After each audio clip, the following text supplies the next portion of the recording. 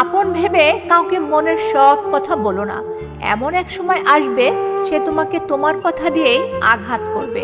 এমন কাউকে নিজের জগৎ বানিয়ে ফেলো না যে কিনা নিজের জগৎ থেকে তোমাকে মুছে দেয়।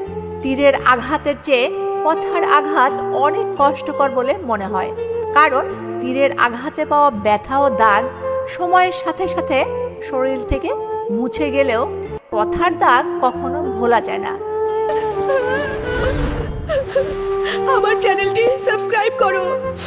পুরুষ মানুষের হাসিকে বিশ্বাস করতে নেই, কারণ তারা মৃত্যু সমান যন্ত্রণা নিয়েও হাসতে পারে। ঠকে যাওয়া মানুষগুলি কখনো কাউকে ঠকায় না, কারণ তারা জানে ঠকার যন্ত্রণা কতটা কষ্টের। সত্যি বলার কারণে যদি আপনার চারপাশটা খালি হয়ে যায়, তাহলে বুঝে নেবেন আপনি আবর্জনাকে আগলে রেখেছিলেন। ভরসার হাতটা যতই বিশ্বস্ত হোক না কেন, স্বার্থে আঘাত লাগলে ছেড়ে যেতে সময় লাগে না। যখন ফিল করবেন আপনি কারো কাছে বিরক্তিকর হয়ে যাচ্ছেন, তখন নিজ থেকে সরে আসবেন। এটা আপনার দায়িত্ব। কিছু কিছু কষ্টের বর্ণনা হয় না, শুধু নীরবে সয়ে যেতে হয়।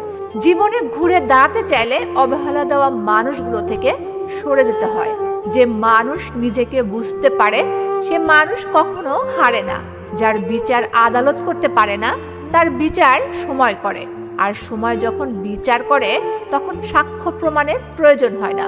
ভালো খারাপ বলতে কিচ্ছু হয় না। তুমি মানুষের মন রাখতে পারলেই ভালো, আর না রাখতে পারলেই খারাপ।